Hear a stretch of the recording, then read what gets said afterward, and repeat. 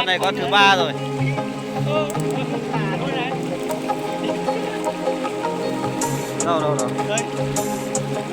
Nó thả luôn đấy.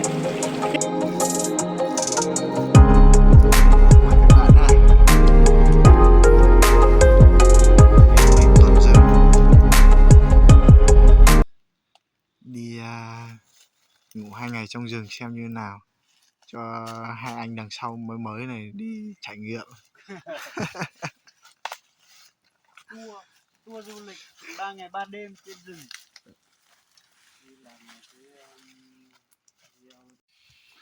Đi tầm này là mồm với lại mũi là thi nhau thở rồi.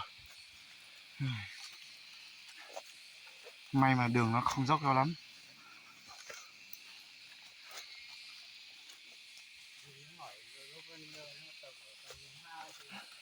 Còn đỡ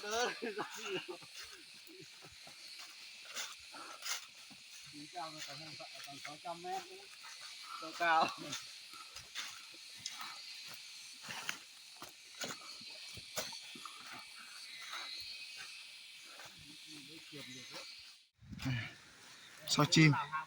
Soi chim cho mọi người thấy này. Đây nhỉ. Một hướng này thôi.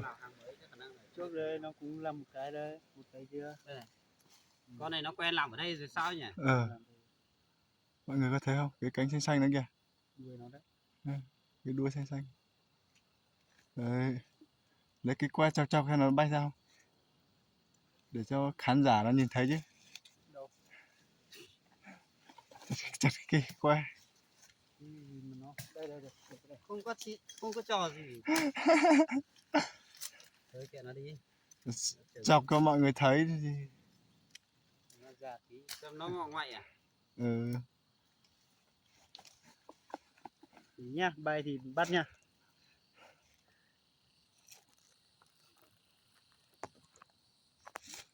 Rồi.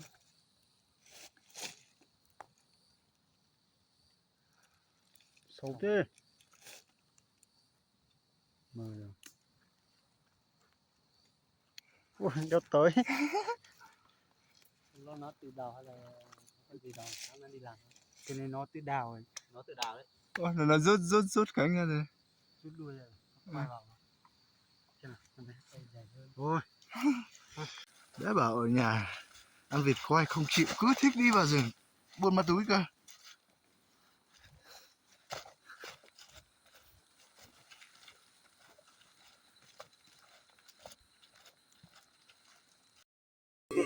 Câu cá đây. Hello. Ba em đã vào lò. Này, mùa A sang cơm quý kìa. Chị quay đi không? Đây. Bạn mua A tủa đã được một con. Con này con thứ 3 rồi. Nó không thả luôn này. Đâu. Đây. Nó không thả luôn này. Đấy, nó ngầm vào luôn. Từ cẩn thận để con lâm đứt vậy.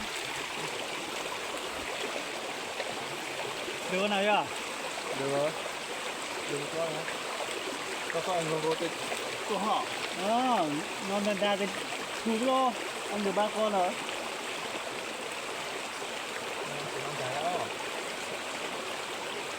Sang chỗ khu gỗ kìa.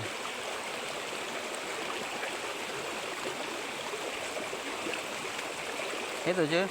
Cái này hết.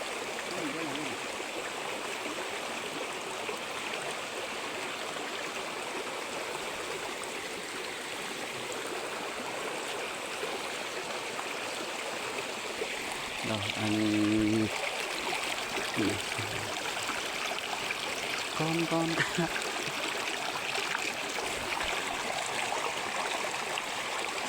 Đấy.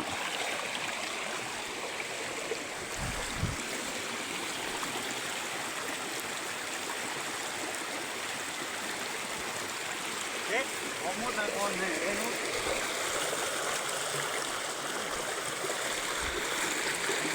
Sao câu cho nông đấy. Đấy, chỗ này này.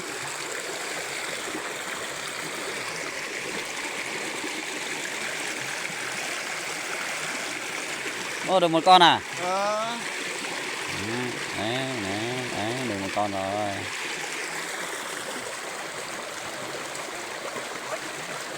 Đâu đâu, kiếm moi. Vén tay áo lên. Không, bây giờ bắt được bắt luôn đi. Có. Đấy, mùa A Tủa đang bắt ếch. Con ẹt.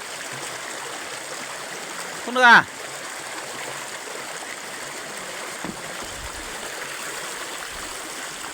Đây này, chỗ trong này này.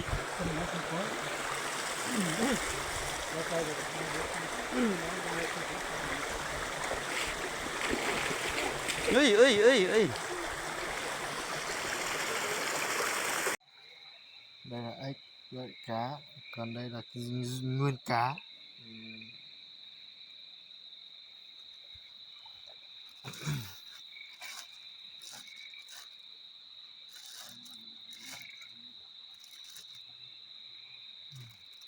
Chập tối đi câu 30 phút bằng này, rồi về bắt ếch này.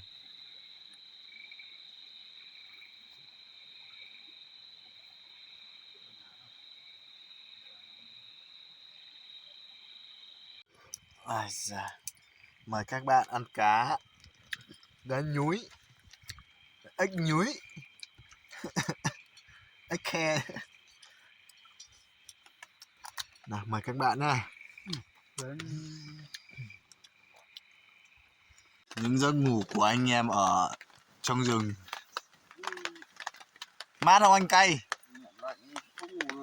Lạnh à? Tưởng mát đó chứ, hóa ra lạnh à?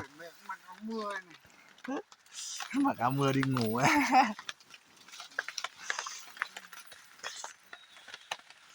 Thịt, cơm. Thịt sáng nay cháy hết rồi. Ai xa. Nướng. Bây giờ có con khỉ kìa.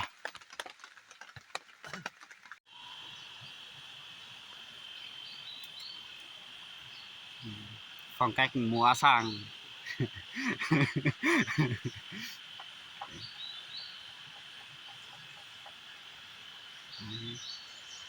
Nghiện ngập như thế đấy các bạn ạ. Nằm cũng hút được mà ngồi cũng hút được.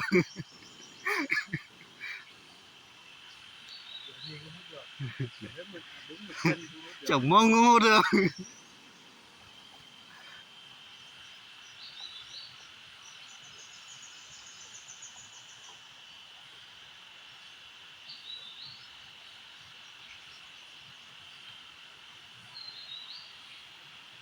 Đấy, hôm nay là ngày rút từ Nâm Nung ra ngoài.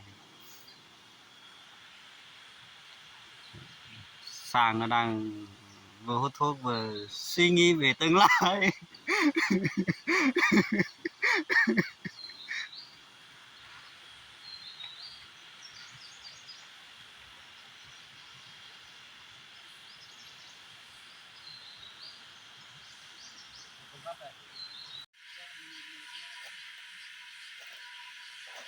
Đi, không sợ đâu mà.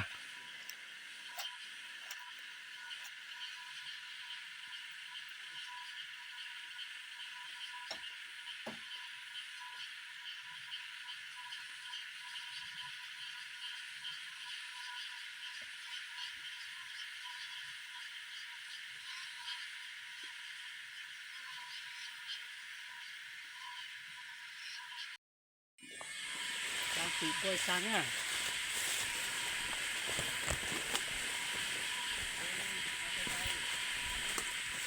Quay ra sang cái đi sang khóc rồi.